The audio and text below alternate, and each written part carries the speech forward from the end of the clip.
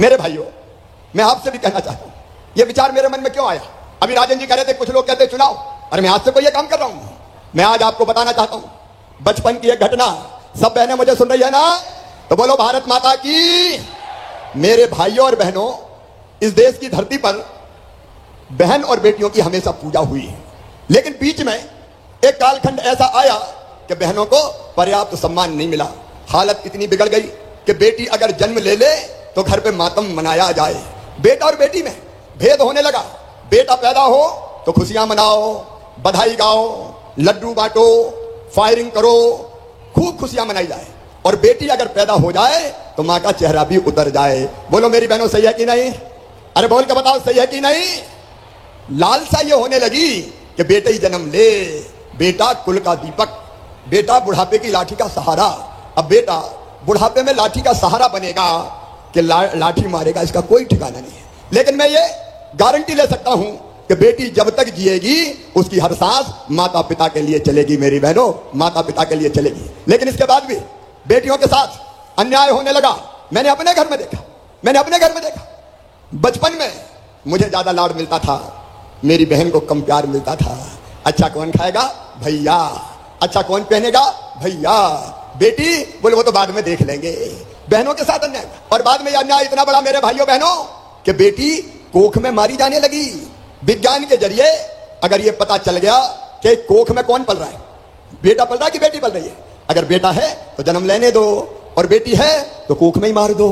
कोख को कत्ल खाना बनाने का पाप इस युग में इस धरती पर हुआ है। घटनाएं हुई जब कोख में बेटियां मारी जाने लगी, और तब मध्य प्रदेश की धरती पर मैंने मुख्यमंत्री पहली बार बना, क्योंकि आत्मा दुखती थी, मन में तकलीफ होती थी कि बेटियां क्यों कोख में मारी जाती है।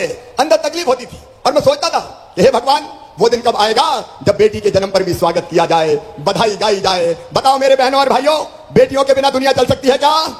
जोर से बोल के बताओ। आज भाई और बहन बात कर रहे हैं, बताओ बेटियों के बिना दुनिया चल सकती है क्या? इतने जोर से नहीं, और जोर से बताओ। बताओ बेटियों के बिना दुनिया चल सकती है क्या? अरे बेटी नहीं बचाओगे तो बहू कहां से लाओगे? दुनिया चल सकती है क्या? बेटियों के बिना यह दुनिया नहीं चल सकती। और इसलिए बहनों और भाइयों, मध्य प्रदेश की धरती पर सबसे पहले हमने बनाई लाडली लक्ष्मी योजना, क्योंकि मुझे पता था कि बेटी जब तक बोझ रहेगी दुनिया बेटी को पैदा नहीं होने देगी। और इसलिए मैंने तय किया बेटी को बोझ नहीं रहने देंगे, बेटी को वरदान बनाएंगे। और लाडली लक्ष्मी योजना में तय किया कि बेटी के जन्म लेते ही 30,000 रुपए के बचत पत्र खरीद के बिटिया के नाम पे जमा कर देंगे। और उसका फायदा यह होगा कि बेटी 5वीं पास करके 6वीं में जाएगी तो 2,000, 8वीं पास करके 9वीं में जाएगी तो 4,000, 10वीं पास करके 11वीं में जाएगी तो 6,000, 12वीं में जाएगी तो फिर 6,000, और अब कॉलेज में जाएगी तो 12,500 रुपया दूंगा बेटी को।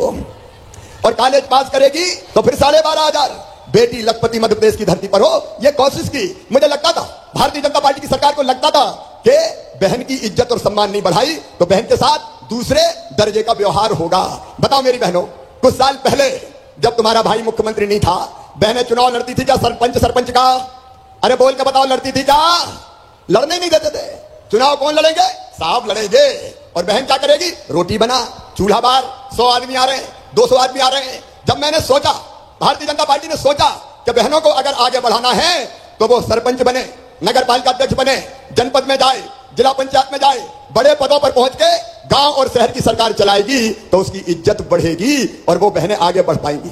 और इसलिए मेरी बहनों, स्थानीय निकाय के चुनाव में, मतलब पंचायत हो, चाहे नगर पालिका हो, चाहे नगर निगम हो, हमने फैसला कर दिया कि आधी सीटों पर केवल बहनें चुनाव लड़ेंगी, वहां भाई चुनाव नहीं लड़ पाएंगे। कानून बना दिया, कानून।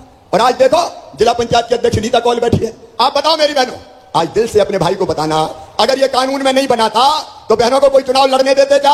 लेकिन तुम्हारा भाई है, भारतीय जनता पार्टी की सरकार है, हमने यहां तक तय कर लिया कि बड़े पदों पर पहुंचो, इससे इज्जत बढ़े, सशक्तिकरण हो।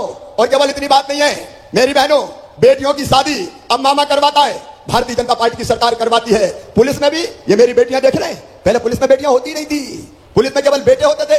मैंने तय किया कि 30% भर्ती पुलिस में बेटियों की करूंगा। बेटियों के हाथ में डंडे आएंगे तो गुंडों को भी ठीक करके दिखा देगी। बोलो सही है कि नहीं?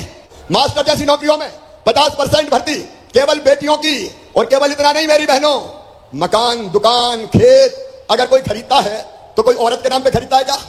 अरे खरीदता है क्या? पतिदेव के नाम पे। हमने अब कानून बना दिया कि मकान, दुकान, खेत अगर कोई बहन के नाम पे खरीदेगा, बेटी के नाम पे खरीदेगा, तो रजिस्ट्री का पैसा बहुत कम लगेगा। भाई के नाम पे ज्यादा लगेगा, बहन के नाम पे कम लगेगा। उसका फायदा क्या हुआ पता है? पतिदेव ने संपत्ति अपने पति के नाम से खरीद ली और बोले गुड्डू की मम्मी तेरे नाम रजिस्ट्री कराई है मैंने, क्योंकि रजिस्ट्री का पैसा बच जाएगा। तो बहनों के नाम पे संपत्ति भी आने लगी। बोलो अच्छा किया कि नहीं किया? ऐसे नहीं, जोर से बताओ अच्छा किया कि नहीं किया? ऐसे कई काम किए। संबल योजना बनाई। एक योजना और बनी कि बेटा बेटी को जन्म देने के पहले 4,000 रुपया बहन के खाते में डालेंगे, जन्म के बाद 12,000 डालेंगे, ताकि बेटा बेटी को जन्म देने के बाद घर पर रह के आराम तो कर सके, अपने बच्चे को दूध तो पिला सके, तुरंत मजदूरी करने नहीं जाना पड़े। मेरी बहनों, ये कई योजना पहले ही हमने बनाई भारतीय जनता पार्टी की सरकार ने, लेकिन फिर भी मेरे दिल को चैन नहीं था, मन में एक बेचैनी थी। मैं ये देखता था कि मेरी बहन को अगर 1,000 रुपया की जरूरत भी पड़ जाए तो दूसरों के सामने हाथ फैलाना पड़ता था। 1,000 रुपया की जरूरत पड़े, 500 रुपया की जरूरत पड़े तो दूसरों के साथ हाथ फैलाना पड़े सामने कि मुझे 1,000 रुपया दे दो। बोलो सही बात है कि नहीं? सही है तो जोर से बताओ सही है कि नहीं? छोटी छोटी राशि के लिए बेटा बेटी दौड़ के आ जाए माँ की गोदी में और कि माँ मेरी फिराक फट गई, मुझे दूसरी फिराक दिला देना। अब माँ की इच्छा होती है कि अपनी बिटिया को फिराक दिला दे।